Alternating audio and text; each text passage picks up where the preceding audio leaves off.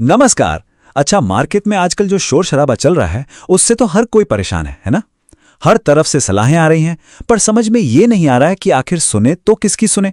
तो आज इसी पूरी उलझन को सुलझाने की कोशिश करते हैं और देखते हैं कि इस पूरी उथल पुथल में मौके कहाँ छुपे हुए हैं। और देखिए, यही सवाल आज हर इन्वेस्टर के दिमाग में घूम रहा है। जब दुनिया भर में इतनी उथल पुथल मची हो तो अपने पैसों को सेफ रखना और एक सही डायरेक्शन ढूंढना ये वाकई एक बहुत बड़ा चैलेंज बन जाता है। पर घबराने की बात नहीं है। कहते हैं ना, हर चुनौती अपने साथ एक मौका भी लाती है। और इस कंफ्यूजन को ना ये शोर और भी ज्यादा बढ़ा देता है। मतलब कोई कह रहा है अरे सब बेच दो, तो कोई चिल्ला रहा है नहीं नहीं यही स्टॉक खरीदो। कोई कह रहा है मार्केट से दूर रहो। अब ऐसे में एक आम इन्वेस्टर करे तो क्या करे, सही फैसला ले तो कैसे ले? तो चलिए, इस सारी उलझन से बाहर निकलने के लिए हम एक बहुत ही सिंपल 3 स्टेप वाला फ्रेमवर्क देखते हैं। यकीन मानिए, ये तरीका हमें मार्केट को एक बिल्कुल नए नजरिए से देखने में मदद करेगा और एक जबरदस्त क्लैरिटी देगा। ठीक है, तो चलिए शुरू करते हैं हमारे पहले कदम से। सवाल यह है कि इस पूरी अफरा तफरी में मौके आखिर हैं कहां? हम उन सेक्टर्स पर नजर डालेंगे जिन्हें इस संकट में भी इस बेचायात रूप से फायदा हो सकता है। अच्छा, इसको समझने का सबसे सिंपल तरीका है रुपये का इफेक्ट। देखिए, होता क्या है कि जब भी हमारा रुपया डॉलर के मुकाबले कमजोर होता है ना, तो उन इंडियन कंपनियों की तो समझिए चांदी हो जाती है जो अपना सामान बाहर बेचती हैं, मतलब डॉलर में कमाती हैं। क्योंकि उनके डॉलर जब रुपये में बदलते हैं तो ज्यादा रुपए मिलते हैं, सीधा सीधा उनका प्रॉफिट बढ़ जाता है। अब इस कमजोर रुपए का सबसे बड़ा फायदा उठाने वाले 2 मेन सेक्टर्स हैं। पहला तो है फार्मा। यहां कंपनियां अपनी लगभग सारी कमाई एक्सपोर्ट से ही करती हैं और यही वजह है कि हाल में इनके स्टॉक्स में अच्छी खासी तेजी देखने को मिली है। दूसरा है आईटी। हाँ, फायदा तो इन्हें भी होता है, लेकिन आईटी सेक्टर आजकल एआई और ग्रोथ स्लो होने जैसी अपनी ही कुछ अंदरूनी मुश्किलों से जूझ रहा है, तो वहां कहानी थोड़ी अलग है।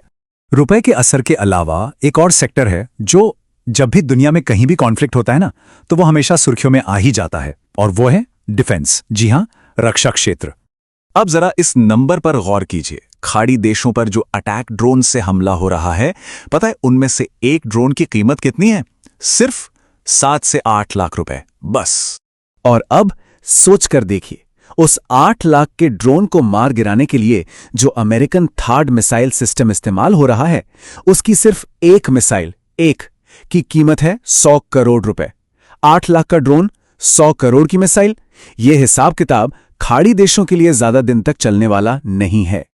और बस यहीं पर इंडिया के लिए एक बहुत बड़ा मौका खुल जाता है। हमारे डीआरडीओ का बनाया हुआ जो पृथ्वी डिफेंस व्हीकल है ना, वो अमेरिकी सिस्टम के मुकाबले सिर्फ 10 से 15% की लागत पर एक बहुत ही असरदार सॉल्यूशन देता है। मतलब ये इंडियन डिफेंस कंपनियों के लिए एक जबरदस्त, बहुत बड़ा मार्केट खोल सकता है। डिफेंस के अलावा 2 और सरप्राइजिंग एरिया हैं जहां पैसा जा रहा है। देखिए, जब भी दुनिया में इतनी अनिश्चितता होती है तो पैसा हमेशा सेफ जगह ढूंढता है। इसीलिए लग्जरी रियल एस्टेट और गोल्ड, इन चीजों में भी निवेश अचानक से बढ़ जाता है। लोग बस अपना पैसा वहां पार्क कर रहे हैं। चलिए, तो ये तो हुई अवसरों की बात। अब आते हैं अपने दूसरे स्टेप पर, यानी कि खतरा कहां है।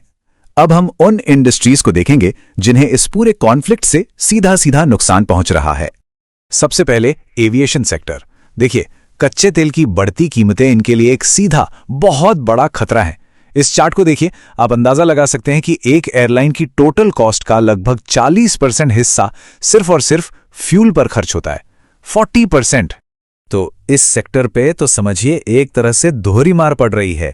एक तरफ तो मिडिल ईस्ट के रूट्स कैंसिल हो रहे हैं, आपको पता है इंडिगो ने 500 से ज्यादा फ्लाइट्स कैंसिल की हैं, और दूसरी तरफ फ्यूल की कीमतें आसमान छू रही हैं।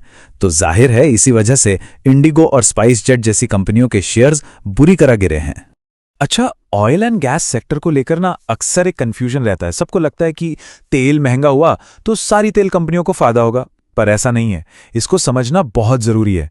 देखिए, जो कंपनियां जमीन से कच्चा तेल निकालती हैं, जैसे ओएनजीसी या ऑयल इंडिया, उनके लिए तो ये अच्छी खबर है, ज्यादा प्रॉफिट।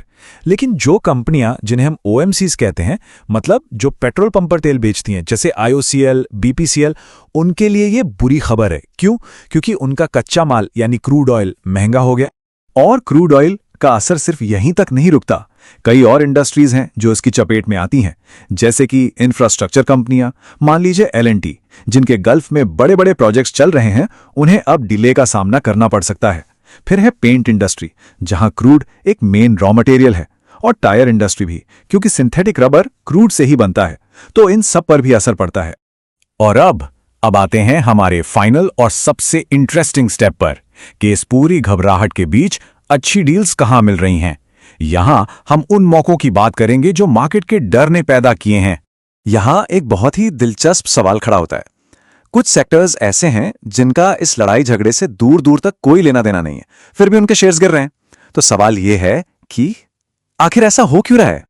और इसका जवाब एक शब्द में है, डर।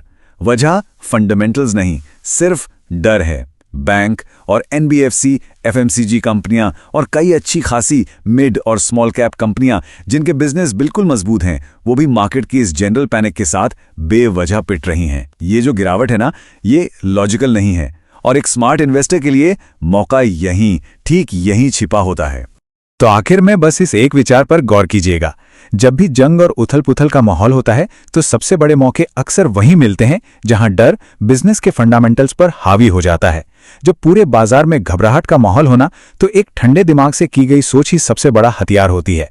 अब सवाल यह है कि क्या उन मौकों को देख पा रहे हैं जिन्हें बाकी सब लोग सिर्फ डर की वजह से नजरअंदाज कर रहे हैं?